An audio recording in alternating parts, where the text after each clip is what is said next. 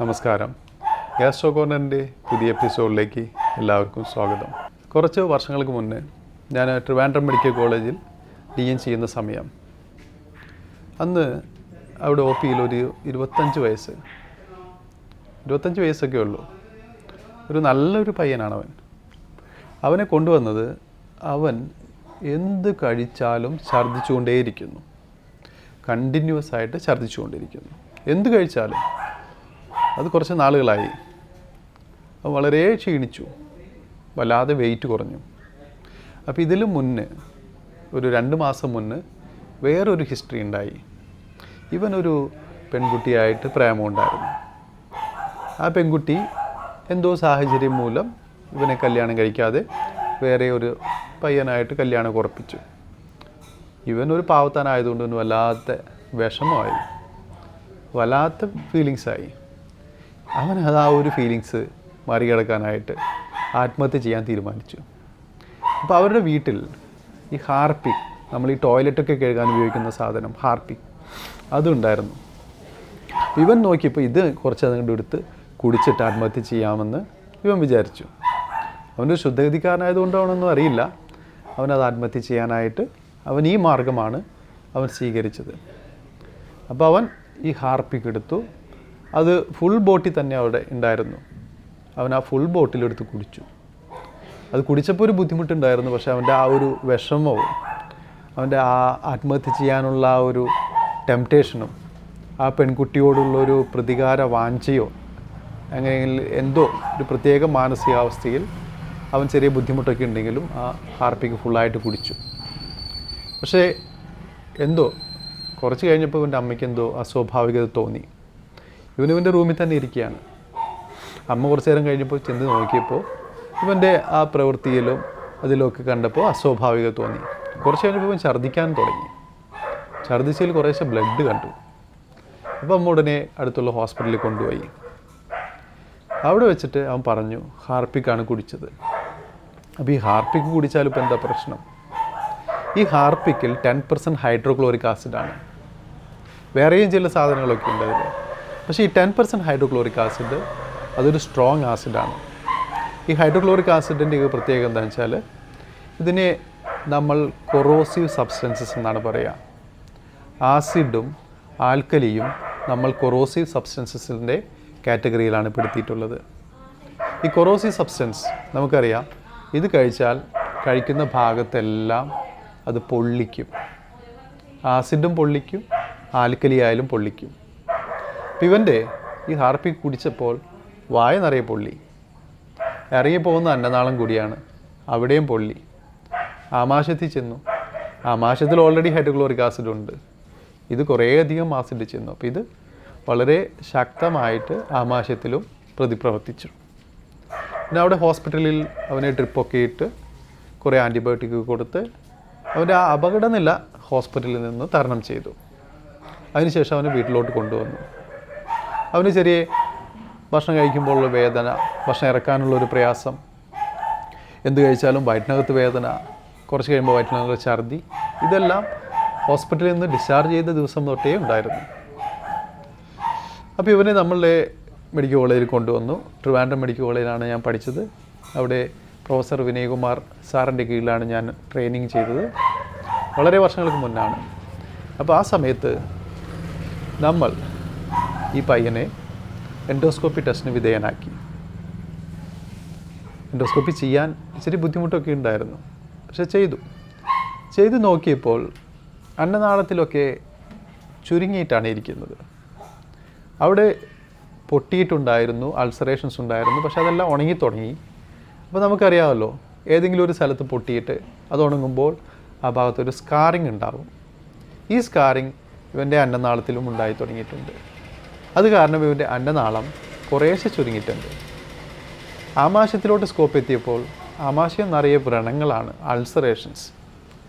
അതിലേറ്റവും പ്രധാനപ്പെട്ട വലിയൊരു വ്രണം നിൽക്കുന്നത് ആമാശയവും ചെറുകുടലും കൂടിച്ചേരുന്ന ഭാഗത്താണ്.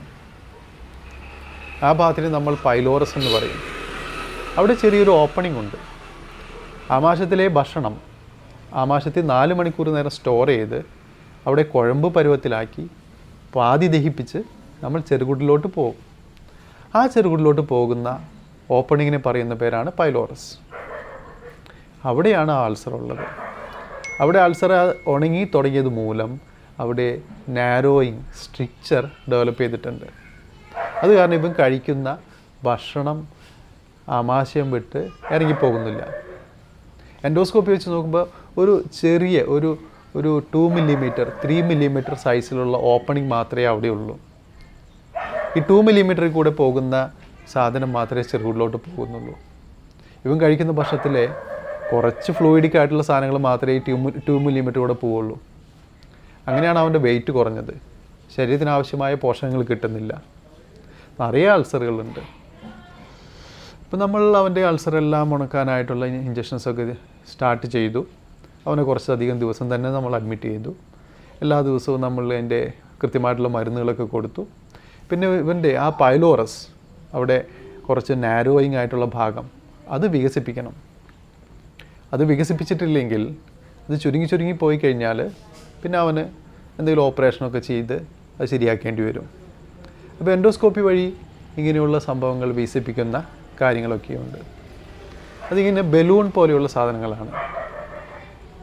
ഈ ചെറിയ 2 മില്ലിമീറ്റർ 3 മില്ലിമീറ്റർ ദ്വാരമുള്ള അതിലൂടെ ഈ ബലൂൺ പോലെയുള്ള ഇത് കടത്തി അവിടെ വെച്ചിട്ട് വീർപ്പിക്കുകയാണ് ചെയ്യുക. ബലൂൺ ഡയലറ്റേഷൻ എന്നാണ് അതിനെ പറയുന്നത്. അപ്പോൾ അങ്ങനെ നമ്മൾ അവനെ അവിടെ വെച്ചിട്ട് ഇങ്ങനെ CRE ബലൂൺ എന്നൊക്കെ പറയും. അങ്ങനത്തെ ബലൂൺ വഴി എൻഡോസ്കോപ്പി വഴി നമ്മൾ ഈ ചെറിയ ബലൂൺ കടത്തി അവിടെ വെച്ചിട്ട് ഈ 2 മില്ലിമീറ്ററുള്ള ദ്വാരത്തിലൂടെ അത് കടത്തി അവിടെ കൃത്യം അവിടെ പൊസിഷൻ ചെയ്തിട്ട് അതൊന്ന് വികസിപ്പിച്ചു. അങ്ങനെ പല പ്രാവശ്യം ചെയ്തപ്പോൾ അവൻ്റെ പൈലോറസിൻ്റെ ഭാഗം നല്ലപോലെ വികസിച്ചു. അതിനുശേഷം അവൻ കഴിക്കുന്ന ഭക്ഷണമൊക്കെ നന്നായിട്ട് ഇറങ്ങിപ്പോകാൻ തുടങ്ങി. അവൻ്റെ ഛർദിലൊക്കെ പതുക്കെ മാറി. അവൻ്റെ അൾസറേഷൻസ് എല്ലാം നന്നായിട്ട് ഉണങ്ങി. പിന്നെ ഒരു 2 മാസം 3 മാസം കഴിഞ്ഞപ്പോഴേക്കും അവൻ വളരെ ഹാപ്പിയായി. അവന് ജീവിതത്തിൽ ഒരിക്കലും ഇനി ഒരു ആത്മഹത്യ ചെയ്യാനോ അല്ലെങ്കിൽ ഒരു ആസിഡ് കുടിക്കാനോ അല്ലെങ്കിൽ ഇതേപോലത്തെ ഹാപ്പി കുടിക്കാനോ ഒരിക്കലും ഞാനിനി ചെയ്യില്ല ഡോക്ടർ എന്ന് പറഞ്ഞിട്ടാണ് അവൻ ഹോസ്പിറ്റലിൽ നിന്ന് പോയത്. കാരണം അത്രയും അവനത് സഫർ ചെയ്തു. അപ്പോൾ ഇങ്ങനത്തെ ചില അനുഭവങ്ങളൊക്കെ പലരുടെയും ജീവിതത്തിലുണ്ടാകാം. പലർക്കും പല നിരാശകളും വരാം. പരീക്ഷകളിൽ തോൽക്കാം. ചിലപ്പോൾ പ്രണയ നൈരാശ്യങ്ങൾ വരാം. ജീവിതത്തിൽ തന്നെ ചില വല്ലാത്ത തിരിച്ചടികൾ നേരിടാം. അങ്ങനെയുള്ള സമയത്ത് ഇതേപോലെയുള്ള കടുങ്കൈകളൊക്കെ ചെയ്താൽ അത് പിന്നെയുള്ള ആ ഒരു ജീവിതത്തിൽ നമ്മളെ വളരെ മോശമായിട്ട് ബാധിക്കും. ഇതേപോലെ തന്നെ വേറൊരു അനുഭവമാണ് നമുക്കുള്ളത്. അത് കോട്ടയം ജില്ലയിൽ നിന്നും ഫോമിക് ആസിഡ്, റബ്ബർ ഇൻഡസ്ട്രിയിൽ ഉപയോഗിക്കുന്ന ഒരു ആസിഡാണ് ഫോമിക് ആസിഡ്. കോട്ടയം ജില്ലയിൽ നമുക്കറിയാം റബ്ബറിൻ്റെ ഒരു ജില്ല തന്നെയാണ് കോട്ടയം ജില്ല. അവിടുത്തെ ഒരു പെൺകുട്ടി, അവൾക്കും ഇതേപോലെ പ്രേമനൈരാശ്യം, അവൾ 10ാം ക്ലാസ്സിൽ പഠിക്കുന്നേ ഉള്ളൂ. പ്രേമനൈരാശ്യം മൂലം ഫോമിക് ആസിഡ് എടുത്ത് കുടിച്ചു. അത് കുടിച്ച് കുറച്ച് നാൾ കഴിഞ്ഞു ഇതേപോലെ അത് സ്ട്രിക്ചർ വന്നത് അന്നനാളത്തിലാണ്. അന്നനാളം ആകെ ചുരുങ്ങിപ്പോയി. നേരത്തെ പറഞ്ഞ പോലെ 2 മില്ലിമീറ്റർ 3 മില്ലിമീറ്റർ ദ്വാരം മാത്രമേ ഈ കുട്ടിയുടെ അന്നനാളത്തിനുള്ളൂ. എന്ത് ചെയ്യും? ഭക്ഷണം ഇറങ്ങാൻ പറ്റുന്നില്ല. വെള്ളം മാത്രം കുറേശ്ശെ ഇങ്ങനെ ഇറങ്ങിപ്പോകും. അപ്പോൾ ഇതും നമ്മുടെ ട്രിവാൻഡ്രം മെഡിക്കൽ കോളേജിൽ അന്ന് വന്നിട്ടുള്ളൊരു കുട്ടി തന്നെയാണ്. ഈ കുട്ടിയെയും നമ്മൾ അതും അന്നനാളത്തിലും നമുക്ക് എൻഡോസ്കോപ്പി വഴി വികസിപ്പിക്കാൻ പറ്റും. അതിന് വേറെ ഒരു സ്പെഷ്യൽ മെത്തേഡ് വികസിപ്പിക്കലാണ് നമ്മൾ ചെയ്യുന്നത്. പിന്നെ അതേപോലെ സ്ട്രിക്ചറുള്ള ഭാഗത്ത് ട്രയാംസിനലോൺ എന്നൊക്കെ അറിയപ്പെടുന്ന ചില സ്റ്റിറോയിഡ് ഇഞ്ചക്ഷൻസൊക്കെ കൊടുത്തു നോക്കും. അതൊക്കെ കൊടുക്കുമ്പോൾ കുറേയൊക്കെ വ്യത്യാസം വരും. അതിനുശേഷം നമ്മൾ വേറെ സ്പെഷ്യലായിട്ടുള്ള ബൂഗി ഡയലറ്റേഷൻ, ഒരു ഗൈഡ് വയർ അതിൽ കൂടെ പാസ് ചെയ്തിട്ട് ഇങ്ങനെ ചെറിയ പല വലുപ്പത്തിലുള്ള ബൂഗി ഡയലേറ്റേഴ്സ് ഇങ്ങനെ അതിൽ കൂടെ അതിൻ്റെ മുകളിൽ കൂടെ പാസ് ചെയ്യും. അങ്ങനെ പതുക്കെ ഈ ദ്വാരം കൂടി വരും. അതിങ്ങനെ പല പ്രാവശ്യം ചെയ്യേണ്ടി വരും. അങ്ങനെ ഈ കുട്ടിയുടെ പല പ്രാവശ്യം ചെയ്ത് ഒരുവിധം സോളിഡായിട്ടുള്ള ആഹാരമൊക്കെ കഴിക്കാവുന്ന രൂപത്തിലാക്കി നമുക്ക് മാറ്റാൻ കഴിഞ്ഞിട്ടുണ്ടായിരുന്നു. അപ്പോൾ ഇതാണ് നമ്മൾ ശ്രദ്ധിക്കേണ്ടത്. നമ്മൾ അബദ്ധവശാലോ അല്ലെങ്കിൽ അറിഞ്ഞുകൊണ്ടോ ആസിഡോ ആൽക്കലിയോ, ശക്തമായിട്ടുള്ള ആസിഡോ ആൽക്കലിയോ, ശക്തമായിട്ടുള്ള ആസിഡ് നമുക്ക് അധികം കുടിക്കാനൊന്നും പറ്റില്ല. അതിന് വളരെ ഒരു സ്മെല്ലുണ്ടാവും. അത് കടിച്ച് അപ്പം തന്നെ നമുക്കൊരു പൊള്ളുന്നൊരു ഫീലിംഗ് ഉണ്ടാവും. അപ്പം തന്നെ തുപ്പിക്കളയും. ഒരിക്കലും അത് ഇറക്കി ഒരു പ്ലസൻറ്റ് ഫീലിങ്ങോട് കൂടി നമുക്ക് ഇറക്കാനായിട്ട് ഒന്നും കഴിയില്ല. പക്ഷേ ആൽക്കലി നേരെ മറിച്ചാണ്. ആൽക്കലിക്ക് ഒരു മണമോ ഗുണമോ ഒന്നും ഉണ്ടാവില്ല, ടേസ്റ്റൊന്നും ഉണ്ടാവില്ല, വെള്ളം പോലെ തന്നെ ഇരിക്കും. അത് കുടിച്ചു കഴിഞ്ഞ് കുറച്ച് നേരം കഴിയുമ്പോഴായിരിക്കും അതിൻ്റെ പ്രശ്നങ്ങളൊക്കെ തുടങ്ങുന്നത്. അപ്പോൾ സാധാരണ ആസിഡ് കുടിക്കുന്ന ആളുകൾ വളരെ കുറച്ച് അളവ് മാത്രമേ കുടിക്കാറുള്ളൂ. അതോടൊപ്പം തന്നെ കുടിച്ച് ഇറങ്ങിക്കഴിഞ്ഞ് അതിൻ്റെ ബുദ്ധിമുട്ട് വരുമ്പോഴേക്കും അവരത് അങ്ങോട്ട് തുപ്പിക്കളയും, കുറേയധികം വെള്ളം എടുത്ത് കുടിച്ച് ന്യൂട്രലൈസ് ചെയ്യും. പക്ഷേ ആൽക്കലി കുടിക്കുന്ന ആളുകൾ കുറേ അധികം അളവിൽ ആൽക്കലി ശരീരത്തിൽ ചെല്ലുന്നതായിട്ടാണ് നമ്മൾ കാണുന്നത്. നമ്മൾ ക്ലീനിങ്ങിന് ഉപയോഗിക്കുന്ന പല ബ്ലീച്ചിങ് പൗഡേഴ്സും നമ്മുടെ ക്ലീനിങ്ങിൻ്റെ സാധനങ്ങളും ടോയ്ലറ്റ് ക്ലീനിങ്ങിന് ഉപയോഗിക്കുന്നതും കിച്ചൺ ക്ലീനിങ്ങിന് ഉപയോഗിക്കുന്നത് ഇതെല്ലാം ശക്തമായ ആസിഡോ അല്ലെങ്കിൽ ആൽക്കലിയോ ഒക്കെ ചേർന്നതാണ്. ബാറ്ററി വാട്ടർ അങ്ങനെ ആസിഡായിട്ട് ചേർന്നതാണ്. അതുപോലെ ഡിസ്ക് ബാറ്ററിയുടെ ഉള്ളിൽ നിറയെ സ്ട്രോങ് ആയിട്ടുള്ള ആൽക്കലി ഉണ്ട്. ലൈ എന്നറിയപ്പെടുന്ന സോഡിയം ഹൈഡ്രോക്സൈഡ്, പൊട്ടാസ്യം ഹൈഡ്രോക്സൈഡ്, ഈ സംഭവങ്ങളൊക്കെ ശക്തമായ ആൽക്കലികളാണ്. അപ്പോൾ ഇങ്ങനെയുള്ള സാധനങ്ങൾ അബദ്ധവശാലായി പോലും നമ്മൾ വയറ്റിനകത്ത് ചെല്ലാൻ പാടുള്ളതല്ല. ചില കുട്ടികൾ 6 വയസ്സ് വരെയുള്ള കുട്ടികളൊക്കെ ചിലപ്പോൾ അറിയാതെ കഴിക്കും. അത് ആൽക്കലി തന്നെയായിരിക്കും കൂടുതലായിട്ട് കഴിക്കുന്നത്. അഡൾട്ട്സ്, ഒരുവിധം പ്രായമുള്ള ആളുകളൊന്നും ഇതെടുത്ത് കഴിക്കാൻ സാധ്യതയില്ല. ഇനി കഴിക്കണമെങ്കിൽ തന്നെ ആത്മഹത്യ ചെയ്യാൻ വേണ്ടിയിട്ടോ അല്ലെങ്കിൽ നല്ലപോലെ മദ്യം കുടിച്ച് ബോധമില്ലാതിരിക്കുന്ന അവസ്ഥയിലോ അല്ലെങ്കിൽ മെൻ്റലി റിട്ടാർഡഡ് ആയിട്ടുള്ള ആളുകൾ, മാനസിക രോഗമുള്ള ആളുകൾ, ഇവരെയൊക്കെയാണ് നമ്മൾ ഈ ആസിഡും ആൽക്കലിയൊക്കെ കുടിച്ചിട്ട് ഹോസ്പിറ്റലിൽ സാധാരണ കണ്ടുവരാറുള്ളത്.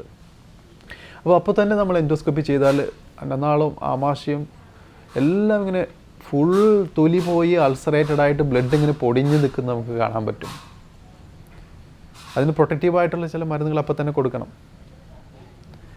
ആദ്യത്തെ കുറച്ച് നാൾ ക്രിട്ടിക്ക് തന്നെയാണ്. ഭക്ഷണം കൃത്യമായിട്ട് കഴിക്കാൻ പറ്റില്ല, ജലാംശം ശരീരത്തിൽ കുറയും, ശ്വാസം വലിക്കാൻ ചിലപ്പോൾ ബുദ്ധിമുട്ടുണ്ടാവും. കാരണം കുറച്ച് ആസിഡ് നമ്മുടെ വോക്കൽ കോഡ്സിൻ്റെ ആ ഭാഗത്തേക്ക് പോയാൽ അവിടെയും പൊള്ളി നീര് വന്ന് വീർക്കും, ശ്വാസം വലിക്കാൻ പറ്റില്ല, സ്ട്രൈഡർ വരും. അപ്പോൾ ഇത്രയും പ്രയാസങ്ങൾ ഒക്കെ ഈ ഒരു അസുഖത്തിലുണ്ടാവും. അപ്പോൾ ഇങ്ങനെ വരുന്ന ഹോസ്പിറ്റലിലേക്ക് വരുന്ന ആളുകളെ നമ്മൾ ABC, എയർവേ, ശ്വാസം വലിക്കാനുള്ള കാര്യം, ABC, എയർവേ, കൃത്യമായിട്ട് ശ്വാസം വലിക്കാനുള്ള ഒരു സൗകര്യം ചെയ്തു കൊടുക്കുക. ബ്രീത്തിങ്, സർക്കുലേഷൻ, അവരുടെ ബ്ലഡ് സർക്കുലേഷൻ, ഹാർട്ടിൻ്റെ പമ്പിങ്, ബ്ലഡ് BP, സർക്കുലേഷൻ, ഇതെല്ലാം കൃത്യമാക്കി നോക്കുക. അപ്പോൾ ABC, ഈ 3 കാര്യങ്ങളാണ്. ശ്വാസം വലിക്കുന്ന കാര്യങ്ങൾ, ബ്രീത്തിങ്, പിന്നെ അവരുടെ ഹാർട്ടിൻ്റെ പമ്പിങ്, ഇത് 3ഉം കൃത്യമായി ഉണ്ടോ എന്നുള്ള കാര്യമാണ് നമ്മൾ ആദ്യം ഉറപ്പിക്കുന്നത്.